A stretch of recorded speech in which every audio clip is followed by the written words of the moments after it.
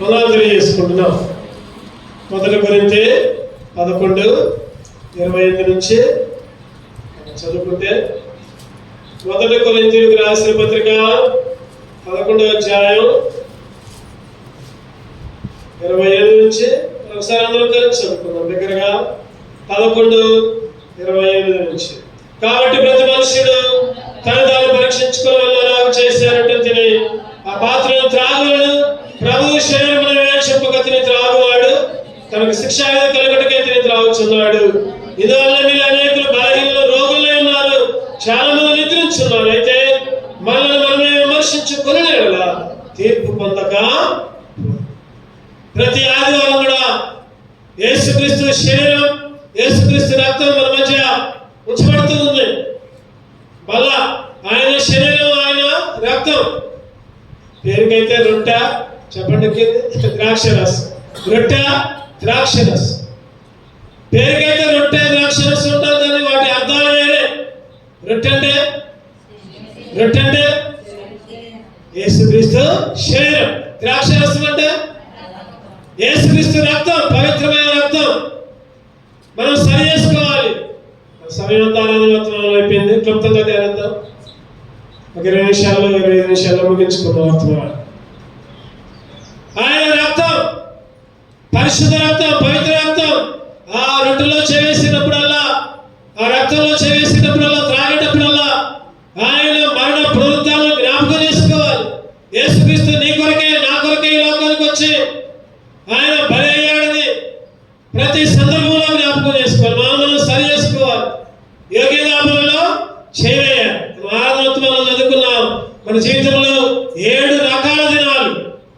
7 రకాల దినాలు చెప్పండి. అవి ఒకటోది దుఃఖ దినాలు, ఆపద దినాలు, యుద్ధ దినాలు, అపాయ దినాలు, అవమానకరమైన దినాలు, శ్రమ దినాలు, దుర్దినాలు.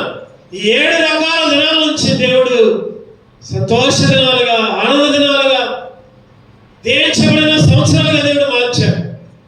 మరి ఈ ఆనంద దినాలుగా, సంతోష దినాలుగా మార్చాడు అని ఆరాధించాం. కానీ నిజంగా సంతోష దినాలు ఉన్నాయా?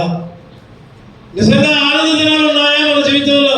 పేరుకు మాత్రమే ఆరాధించే వాళ్ళగా ఉన్నామా? లేకపోతే నిజమైన ఆరాధనగా, నిజమైన ఆరాధించే వాళ్ళగా ఉన్నామా? నిజంగా సంతోష దినాలు ఉన్నాయా? చాలా మంది జీవితాల్లో ఆరాధిస్తారు కానీ వారి దినాలన్నీ దుఃఖ దినాలే. ఇంకా అంతే ఉన్నాయి, ఇంకా అవమానకరమైన దినాలు అంతే ఉన్నాయి, ఇంకా యుద్ధ దినాలు అంతే ఉంటున్నాయి, 7 రకాల దినాలు అంతే ఉంటున్నాయి. కారణం ఏంటంటే చదువుకుందాం. మనం పైన చదవడం వల్ల ఒకసారి మాట ఇందా చదువుకున్న మాట యెషయా గ్రంథం 60:14-15 చదవడం దగ్గరగా. ఎవరైనా నిన్ను బాధించిన వారి సంతానపు వారు నీ ఎదుటికి వచ్చి సాగిల పడెదరు. నిన్ను తృణీకరించిన వారందరూ వచ్చి నీ పాదముల మీద పడెదరు. యెహోవా పట్టణమనియు ఇశ్రాయేలు పరిశుద్ధ దేవుని సీయోననియు నీకు పేరు పెట్టెదరు. నీవు విసర్జింపబడుటను బట్టి, ద్వేషింపబడుటను బట్టి ఎవడనూ నీ మార్గమును దాటిపోవట్లేదు. నిన్ను శాశ్వత శోభాతిశయముగాను బహుతరం యొక్క సంతోష కారణముగాను చేసేదను. ఈ పైన వచనాలు ఉన్నాయి. వీటన్నిటిని బట్టి 20వ వచనంలో ఉంది, నీ దుఃఖ దినములు సమాప్తమగును. నీ దుఃఖ దినాలు ఈ వచనాల్లో ఉన్న వాటిని పాటిస్తే, ఈ వచనాలను మనం గౌరవిస్తే, ఈ వచనాలను వెంబడిస్తే, ఈ వచనాలను ఆచరిస్తే, ఒక్క మాట మాత్రం తీసుకుంటాను నేను. 14వ వచనంలో యెహోవా పట్టణమనియు ఇశ్రాయేలు పరిశుద్ధ దేవుని సీయోననియు నీకు పేరు పెట్టెదరు. సీయోను అని నీకు పేరు పెట్టెదరు. యెహోవా పట్టణం చెప్పండి. ఇశ్రాయేలు పరిశుద్ధ దేవుని సీయోను. ఈరోజు మన మందిరం ఏంటి? సీయోను మందిరం. ఇశ్రాయేలు పరిశుద్ధ దేవుని సీయోను అని నీకు పేరు పెట్టెదరు. మరి ఈ సీయోను పేరు పెట్టుకుంటే, సీయోను పేరు పెట్టుకుంటే నీ దుఃఖ దినాలు పోతాయి, నీ శ్రమ దినాలు పోతాయి, నీ యుద్ధ దినాలు పోతాయి, అవమానకరమైన దినాలు పోతాయి, అపాయకరమైన దినాలు నిజంగా సియోను అనే పేరుందా? పేరుకు మాత్రమే సియోను మందిరం, సియోను మందిరంలో అడుగు పెడుతున్నాం అనే పైన తృప్తి ఉందా? లేదా నిజంగా పేరుకు తగ్గ అనుభవం ఉందా? క్లుప్తముగా ఒక 7 విషయాలు క్లుప్తంగా ధ్యానంతో, ఇది కూడా ఒక గంట ప్రసంగంలో కానీ తగ్గించుకున్నాం. సియోను నీకు పేరు పెట్టదు. సియోను యొక్క 7 అనుభవం. నీ దుఃఖ దినాలు సమాప్తం కావాలంటే ఈ సియోను యొక్క 7 అనుభవాలు నీ జీవితంలో ఉండాలి. మన జీవితంలో సియోను యొక్క 7 అనుభవాలు ఒకటి చూద్దామండి. కీర్తనలు 2వ అధ్యాయం 6వ వచనం. కీర్తనలు 2:6 చదవండి. నేను నా పరిశుద్ధ పర్వతమైన సియోను మీద నా రాజుని ఆసీనుడిగా చేసి ఉన్నాను. చెప్పండి, సియోను మీద. సియోను ఎటువంటి చెప్పండి? పరిశుద్ధ పర్వతం. సియోను అంటే పరిశుద్ధం. సియోను అంటే రాజుని ఆసీనుడిగా చేసుకోవాలి. సియోను అంటే పరిశుద్ధం. పాపం ఏమాత్రం ఉండకూడదు, ఏమాత్రం కళంకం ఉండకూడదు, ముడతైనా మచ్చైనా దాగైనా. ఈరోజు సియోను అనే అనుభవంలో పరిశుద్ధంగా ఉన్నావా? పాపంలో ఉన్నా? పరిశుద్ధత కలిగి ప్రవర్తిస్తున్నావా? లేదా మందిరంలో ఉన్నా 1 గంట 2 గంటలు లేదా 3 గంటలు మంచిగా ఉండి తర్వాత ఇష్టం వచ్చిన జీవితం జీవిస్తూ ఉంటున్నావా? యెషయా గ్రంథంలో మాట ఉంటుంది 4:3. యెషయా గ్రంథం 4:3 చదవండి దగ్గరగా. సియోనులో శేషించిన వారికి, యెరూషలేములో నిలబడిన వారికి, అనగా జీవము పొందుటకై యెరూషలేములో దాఖలైన ప్రతి వారికి పరిశుద్ధుడని పేరు. ఏ పేరంట? పరిశుద్ధుడు, పరిశుద్ధురాలు. అది మన పేరు. ఈరోజు నీ పేరు, నా పేరు ఎట్లా ఉండాలంటే, ఎక్కడున్నా, ఇంటి దగ్గర ఉన్నా, బజార్లో ఉన్నా, ఉద్యోగంలో ఉన్నా, పొలంలో ఉన్నా, లేకపోతే డ్యూటీలో ఉన్నా, ప్రయాణంలో ఉన్నా, ఎక్కడ ఉన్నా ఎట్లా జీవించాలంటే పరిశుద్ధంగా జీవించాలి. అసలు మన పేరే చెప్పండి, పరిశుద్ధుడు. సియోను అంటేనే పరిశుద్ధుడు.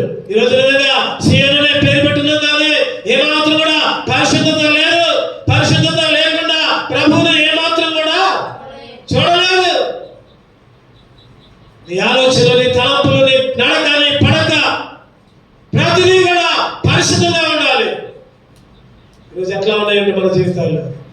పేరుకి మాత్రం మందిరానికి వస్తున్నాం, పేరుకి మాత్రం ఆరాధన చేస్తున్నాం, పేరుకి మాత్రం కన్నీరు కారుస్తున్నాం, పేరుకి మాత్రం ఏడుస్తూ ఉంటున్నాం, దుఃఖపడుతూ ఉంటున్నాం. కానీ ఇంటికి పోతే మన పేరు పరిశుద్ధుడు కాదు. చెప్పండి, పాపి, పాపాత్మురాలు, పాపి. ఓ మందిరానికి పోతే కానీ తాము చేసే అన్ని పాప పనులే. ఓ ఆయన మందిరానికి పోతాడు కానీ ఓ ఆయనంత పాపాత్ముడు ఇంకొకరు లేరు.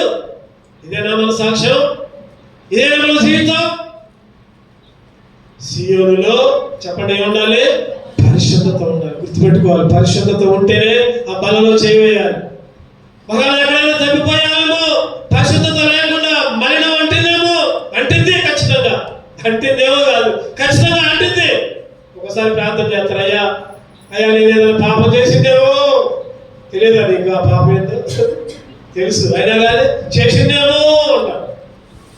ఈరోజు ఖచ్చితంగా మనలో పాపం తెలుసు మనకి. దేవుని దగ్గర ఒప్పుకొని వాళ్ళు వచ్చేవి. రెండో చూద్దామండి, సియోను అనే అనుభవం. 78 కీర్తన 60. కీర్తన 78:60 క్లుప్తంగా ధ్యానించుకుందాం. 78:60 యూదా గోత్రమును తాను ప్రేమించిన సియోను పర్వతమును ఆయన కోరుకొనును. తాను ప్రేమించిన, చెప్పండి ఏంటంట? ప్రేమించిన సియోను. దేవుడేమో ప్రేమించిన సియోనులోకి నిన్ను నడిపిస్తే నువ్వేమో లోకాన్ని ప్రేమిస్తున్నావు. నువ్వేమో దేవుని ప్రేమించట్లా. సియోను అంటే ప్రేమ. సియోను అంటే దేవుని మీద ప్రేమ నిలుపుకోవాలి. ఆయన కోరుకున్నాడంట. ప్రేమించిన సియోన్ని ఎవరు కోరుకున్నారు? దేవుడు కోరుకున్నాడు. ఈరోజు దేవుని మందిరాన్ని ఎవరైతే ప్రేమిస్తారో వాళ్ళనే దేవుడు కోరుకుంటాడు. గుర్తుపెట్టుకోండి. నువ్వు మందిరాన్ని ప్రేమించకుండా, మందిరానికి ప్రాముఖ్యత ఇవ్వకుండా, మందిరానికి ప్రాధాన్యత ఇవ్వకుండా, ఇంకా దానికో ప్రాధాన్యత ఇస్తే దేవుడు నిన్ను కోరుకోడు.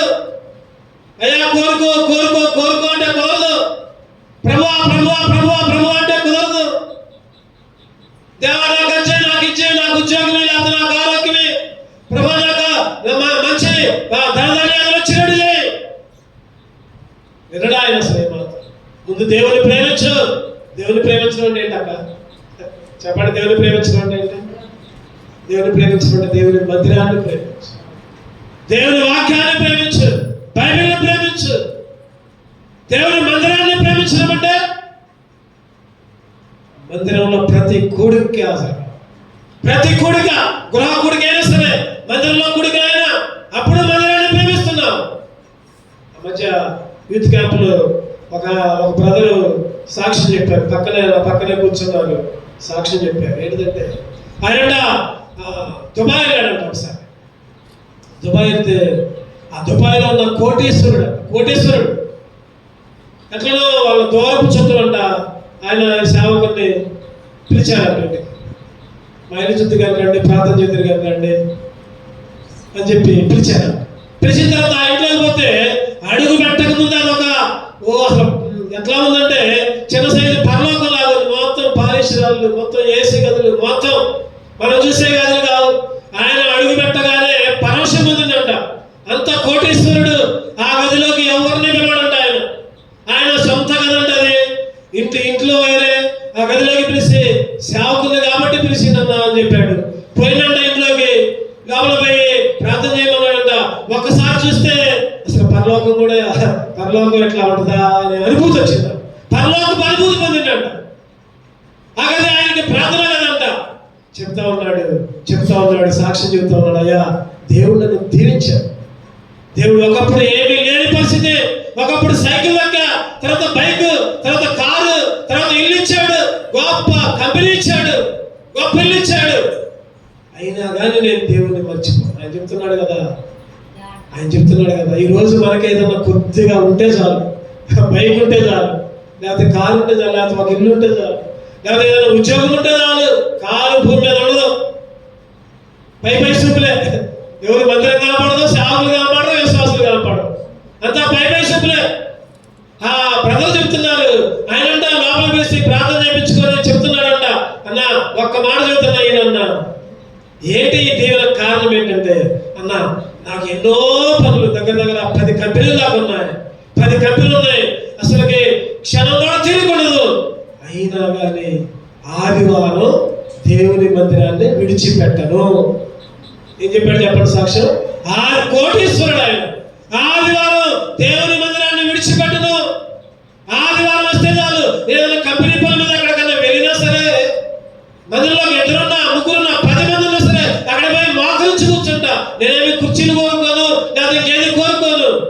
అందరూ నన్ను చూడగానే పైకి ఆహ్వానిస్తారు, స్టేజ్ మీద ఆహ్వానిస్తారు. అయినా కానీ నేను వెళ్ళను, ఆరాధిస్తా. దేవుని దగ్గర తగ్గించుకుంటా. ఈరోజు మన జీవితంలో ఏదన్నా కొద్దిగా బాగుంటే చాలు, దేవుణ్ణి మర్చిపోతున్నాం మనం. దేవుని స్తుతించున్నా, దేవుని మర్చిపోతున్నా, దేవునికి దూరంగా ఉంటున్నాం. ఈరోజు ఎన్ని ఉన్నా ఎన్ని దేవుడు ఇచ్చినా, అయ్యా నేను మాత్రం నిన్ను మరువను. ప్రభా, నీ ప్రేమ నుంచి నేను దూరంగాను. ప్రభా, నిన్ను ప్రేమిస్తూనే ఉంటా. అంతకంతకు ఈ లోక ప్రేమ తగ్గిపోతుంది. పెళ్ళైన కొత్తలో ఉండే ప్రేమ వేరే, తర్వాత ప్రేమ వేరే. పిల్లలు పుట్టిన కొత్తలో ఉండే ప్రేమ వేరే, తర్వాత ప్రేమ. ఈ లోకపు ప్రేమలన్నీ నశించిపోతాయి. కానీ దేవుని ప్రేమ శాశ్వత ప్రేమను నువ్వు పొందుకోవాలంటే, ఆ దేవుడిని నువ్వు కోరుకోవాలంటే నువ్వు కూడా దేవుణ్ణి ప్రేమించాలి చనిపోయేదాకా. అంతకంతకు ఎక్కువ కావాలి కానీ తక్కువ కాకూడదు. దేవుని మందిరాన్ని ప్రేమించాడు. సీఎల్ అంటే చెప్పండి, ఒకటోది పరిశుద్ధ పేరు, రెండోది దేవుని మందిరాన్ని ప్రేమించే సీఎల్గా ఉండాలి. మూడోది చూద్దామండి. మూడోది కీర్తనలు 87:2.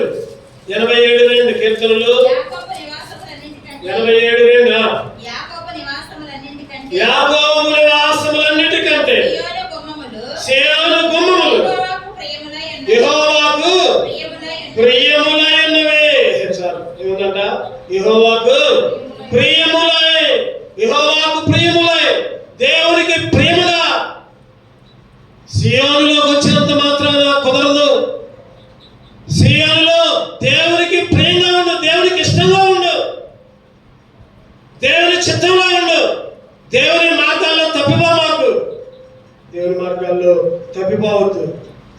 దేవునికి ప్రియముగా ఉండాలి. దేవునికి ప్రియముగా ఉండాలంటే చెప్పండి, ఇంకొకరికి దూరంగా ఉండాలి. ఎవరికి? సైతానికి దూరంగా ఉండాలి, లోకానికి దూరంగా ఉండాలి, ఆచారాలకు దూరంగా ఉండాలి. వీటన్నిటికీ ప్రియంగా ఉండి నేను కూడా దేవునికి ప్రియంగా ఉన్నానంటే కుదరదు. దేవుని బలలో దయ్యపు బలలో చెయ్యి వేయదు. ఏదైనా ఒకటే ఉంటే ఆ గట్టనే ఉండు, లేకపోతే ఈ గట్టనే ఉండు. నేను రెండేపులా ఉంటా అంటే కుదరదు. ఒక ఆదివారం ఏమో దేవుడికి ఇష్టంగా ఉంటా, మిగిలిన వారు నా ఇష్టం వచ్చినట్టు చేస్తా, కుదరదు. దేవునికి ప్రియంగా నువ్వు చేసే ప్రతి పని పెళ్ళా, లేకపోతే ఫంక్షనా, లేకపోతే జ్ఞాపకార్థమా, లేకపోతే ఇంకేదైనా ఏదైనా సరే మనుషులు కాదు దేవునికి ప్రియముగా, దేవుడు ఇష్టపడేటట్టు. చూద్దాం. నాలుగోది సమయాన్ని వివరించడానికి కానీ కీర్తనలు 52 కీర్తనలు 52 వచ్చింది. కీర్తనలు 52 పరిపూర్ణ సౌందర్యము గల సీయోనులోని దేవుడు ప్రకాశించుచున్నాడు. పరిపూర్ణ సౌందర్యము గల సీయోను సౌందర్యం ఎట్లా ఉండాలంటే ప్రకాశించే సౌందర్యం. ఎట్లా ఉండాలి చెప్పండి? ఎట్లా ఉండాలి? ఎప్పుడు ఏడ్చే వాళ్ళగా ఉండకూడదు, ఎప్పుడు దుఃఖాలు ఉండకూడదు, ఎప్పుడు నిట్టూర్పు. కొంతమంది ఎన్నున్నా నాకు అది లేదు, నాకు ఇది లేదు, ఏడుస్తూ ఉంటారు, దుఃఖపడతా ఉంటారు. దేవుడు నీకు ఇచ్చిన దాన్ని సంతోషపడు. నీకు ఏది ఇస్తే దేవా నాకు ఇది ఇచ్చావు చాలు, లేని దాని కొరకు ఇస్తాడు దేవుడు. అది కూడా ఇచ్చేదాకా ఓపిక. నాకు ఉద్యోగం లేదే, లేకపోతే నాకు పెళ్లి కాలేదే, అయ్యో నాకు రోగాలే, ఇంకా నా ఇంట్లో అది లేదే, అందరి ఇళ్ళలో ఉంది నా ఇంట్లోనే లేదే, వద్దు. ఇటువంటి ఖచ్చితంగా దేవుడు ఇస్తాడు. నువ్వు కోరుకున్న దానికంటే ఎక్కువ డబ్బులు ఇస్తాడు దేవుడు.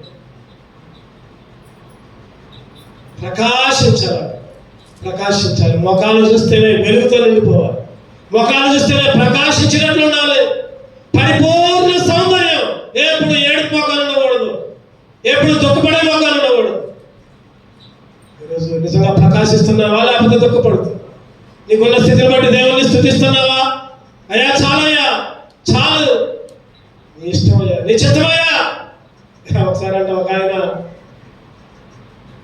గుడి దగ్గర పోయి దేవుడికి మొదలు పెట్టుకున్నట్ట. ఆయనకంట ఏమైంది అంటే గుడిలోకి పోయినట్ట, బయటకు వచ్చేసరికి చెప్పులు కనప.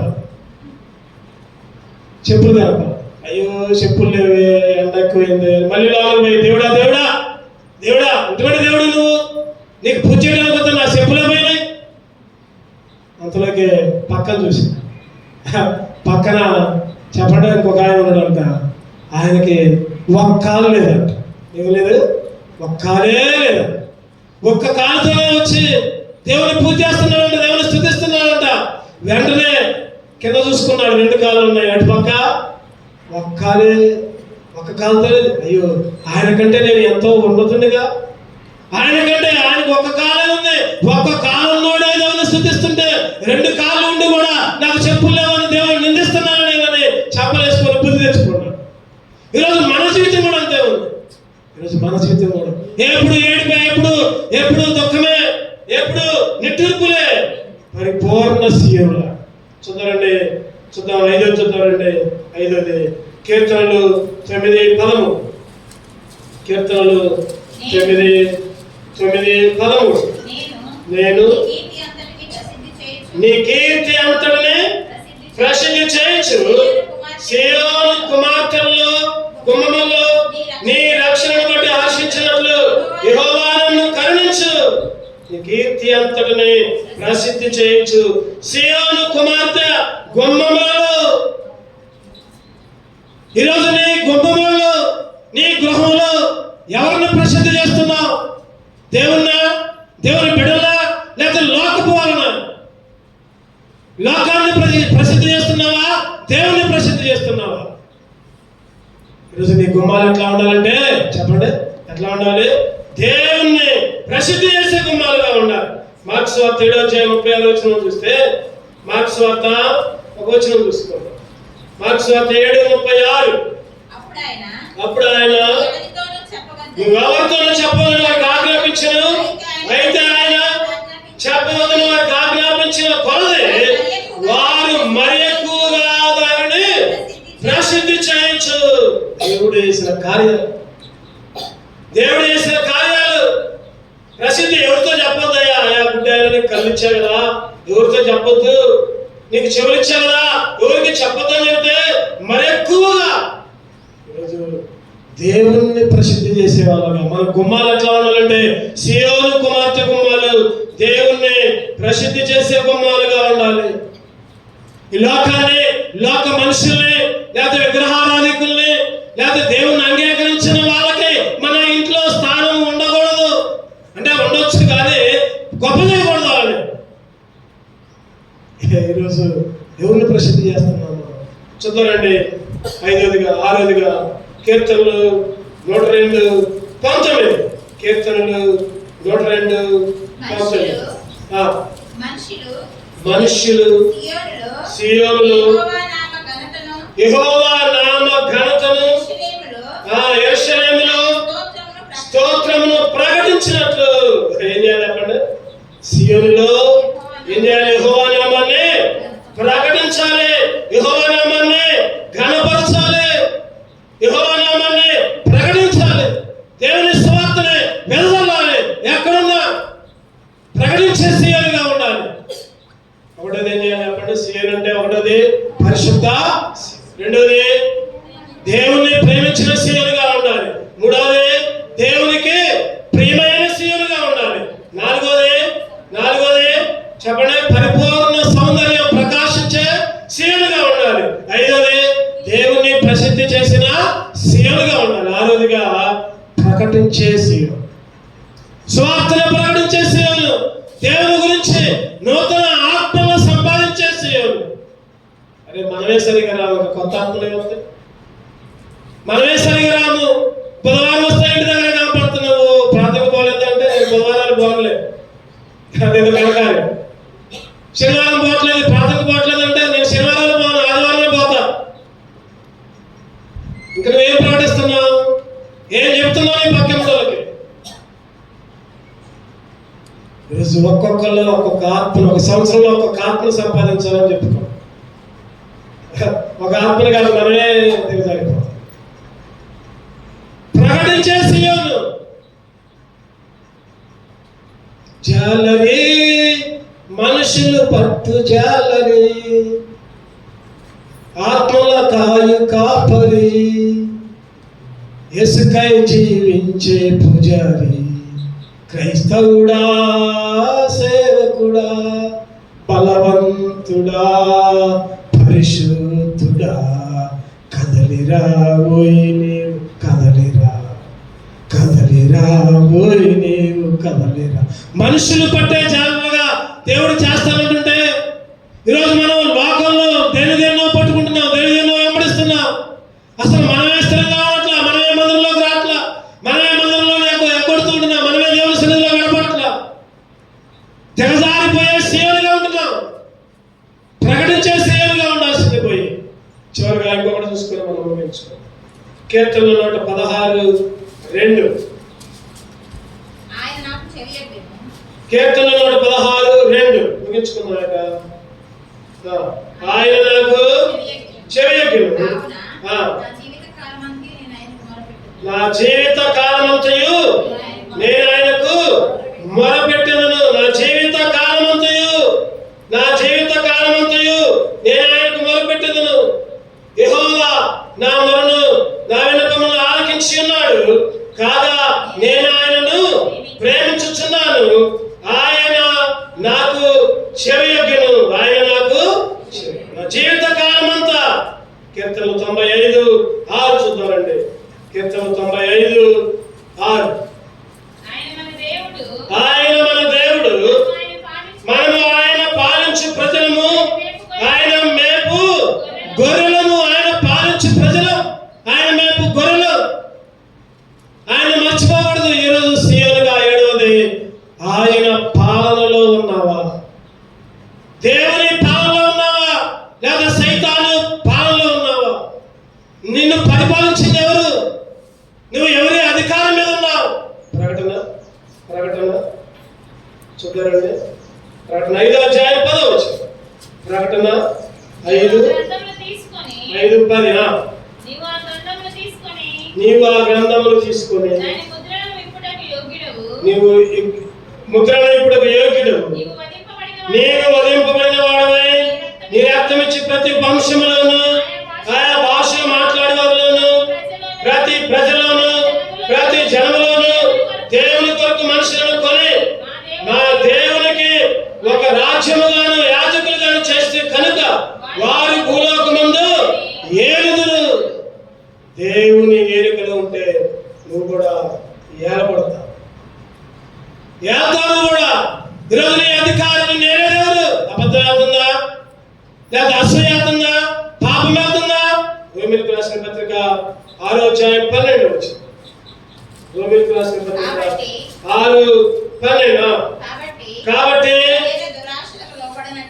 శరీరము దురాశలకు లోబడినట్లుగా చావునకు లోనైన మీ శరీరమందు పాపమును ఏలనీయకుడి. పాపమును ఈరోజు మన పాపం వెళ్తుంది, దేవుడు కాదేలేదు.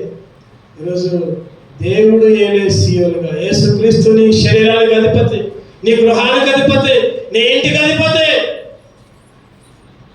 ఈరోజు ఎవరు ఏళ్తున్నారు నేను? ఈరోజు ఎవరు ఏళ్తున్నారు? ఎవరు పరిపాలిస్తున్నారు నిన్ను?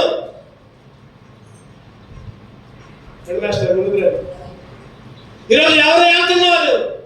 పాపము నీ జీవితంలో ఏళ్తుంటే ఇంకా పాపిగానే జీవిస్తున్న పేరుకి మాత్రం క్రైస్తవుడే. ఇంకా పాపపు ఆలోచనలు, పాపపు తలంపులు, పాపపు క్రియలు అవి ఏమితే నువ్వు సీయోనుగా ఉండవు. చెప్పండి, సీయోనుగా ఉండకపోతే నీ దినాలన్నీ కూడా దుఃఖ దినాలే, ఏడుపు దినాలే, శ్రమ దినాలే, ఎత్తు దినాలే, కష్ట దినాలే, అవమానకరమైన దినాలే. పాపాన్ని ఏలనీయకుడి, పాపాన్ని. ఈరోజు ఎటువంటి పరిస్థితి అయినా ఆ టైంలో అంట 70-80లో ఒక బ్రదర్ చెప్పారు, ఒక సాక్ష్యం చెప్పారు. రైల్లో పోతుందంట ఒక బ్రదర్, 70-80 అంటే ముగించారు. రైల్లో పోతుందంట. రైల్లో పోతుంటే చర్చిలో ప్రసంగం చెప్పుకుంటూ అడిగాడంట, మీరే ఆ రైల్లో ఉంటే ఏం కావాలని కోరుకుంటారు? ఏం కావాలని కోరుకుంటారు? ఒక్కొక్కరు లేపడుగుతున్నాడంట ఆయన. ఒక ఆయన వేసి నేను డ్రైవర్ని అవుతాను. ఏమన్నా చెప్పండి, నేను డ్రైవర్ని అవుతాను, రైలు డ్రైవర్ని అవుతాను, నడుపుతాను. ఇంకొక ఆయన నేను ఘాటుగా ఉంటాను, నేను పచ్చ జెండా ఊపితేనే ఏమైతే రైలు కదిలింది, నేను ఘాటుగా ఉంటాను. ఇంకొక ఆయన నేను మధ్యలో ఉంటాను, మధ్యపెట్టులో ఉంటాను. ఇంకొక ఆయన రకరకాలుగా చెప్తున్నాడు. అదే ప్రశ్న నేను మిమ్మల్ని అడుగుతున్నాను. చెప్పండి, మీరు చెప్పండి, మీరైతే ఏముంటారు? మీరైతే దేనిగా ఉంటారు?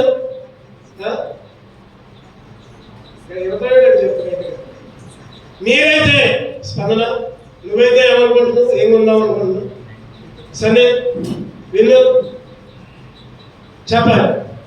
చివరికి ఒక ముసలాయన్ని ఒక్కొక్కళ్ళు, నేను రైలు డ్రైవర్, ఒక్కొక్కళ్ళు గార్డు, ఒక్కొక్కళ్ళు నేను రైలు ఇంజన్ దగ్గర అడిపక్క ఇడిపక్క ముందు ఏసీ బోగీళ్ళు, ఒకళ్ళేమో 3 టైర్లు. ఒక ముసలాయన్ని వేసి ఏమన్నాడంటే, నేను బొగ్గుగా ఉండాలనుకుంటున్నాను. చెప్పండి, ఏమో చెప్పాడు చెప్పండి. ఆ రోజుల్లో బొగ్గింజన్లు ఏంటయ్యి? బొగ్గింజన్లు. అందరూ ఏసీ టైర్లో, 3 టైర్లో, డ్రైవర్ గార్డుల్లో ఉండాలని కోరుకుంటున్నారు. ఈ వ్యక్తి మాత్రం ఏమంటున్నాడంటే, నేను బొగ్గుగా ఉండాలనుకుంటున్నా. బొగ్గంటే చెప్పండి, కనపడదు. బొగ్గంటే కనపడుద్దా? కనపడదు. కానీ ఇంకోటి ఉంటుంది దాంట్లో, బొగ్గు కాలిపోతా ఉంటుంది. బొగ్గు కాలితేనే ఇంజిన్ ఏమైతే చుక్ చుక్ చుక్ చుక్ కాదు. బొగ్గు కాలకపోతే ఇంజిన్ నడిచిద్దా? బొగ్గుగా ఉండాలని కోరుకుంటున్నా. బొగ్గుగా ఉండి అందరినీ నడిపించాలని కోరుకుంటున్నా. అందరినీ గమ్యాన్ని చేర్చాలని కోరుకుంటున్నా. ఈరోజు నీ పరిస్థితి ఏంటి? నీ స్థితి ఏంటి? నా స్థితి ఏంటి? తేలిగా ఉండాలని కోరుకుంటున్నాం. ఎవరిని ఎక్కడికి నడిపించాలని కోరుతున్నాం? పేర్లు కావాలని కోరుకుంటున్నావు, ప్రసిద్ధి కావాలని కోరుకుంటున్నావు, గొప్ప కావాలని కోరుకుంటున్నావు. నేను అది చేస్తా, ఇది చేస్తా, పేర్లు కావాలని రకరకాలుగా ప్రయత్నిస్తున్నాను. కానీ అసలు సంఘాన్ని నడిపించే ఒక ప్రార్థనా పరుడిగా సంఘాన్ని నడిపించే ఒక శక్తిలాగా ఉన్నావా? లేదు. అది కోరుకోవట్లా మనం. అది కోరుకోవట్లా. ఏం కోరుకున్నా? ఎంతసేపు కనపడే పనులేదు, పేర్లు కోరుకున్నావు, ప్రసిద్ధి కోరుకున్నావు. ఈరోజు దేవుని ఏలుబడిలో ఉన్నావా, సైతాను ఏలుబడిలో ఉన్నావా? నీ చూపు, నీ మాట, నీ నడక, నీ ఆలోచన చెత్తగా ఉంటే సైతాను ఏలుబడిలో ఉన్నట్టు.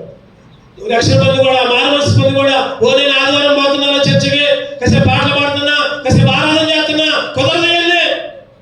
జాగ్రత్త. దేవుని ఏలుబడిలో ఉండు. సంఘాన్ని నడిపించే ఒక నాయకురాలిగా, బాధ్యత కలిగిన వాళ్ళగా, బొగ్గులాగా ఉండడానికి కష్టపడు. బొగ్గులాగా ఉండే సంఘంలో ఒక బాధ్యత కలిగి ఉండు. నీకే బాధ్యత లేకపోతే ఇంకా నూతనంగా వచ్చే వాళ్ళకి ఏ విధంగా బాధ్యత ఉంటుంది? రెండు కళ్ళు మూసుకున్నాడు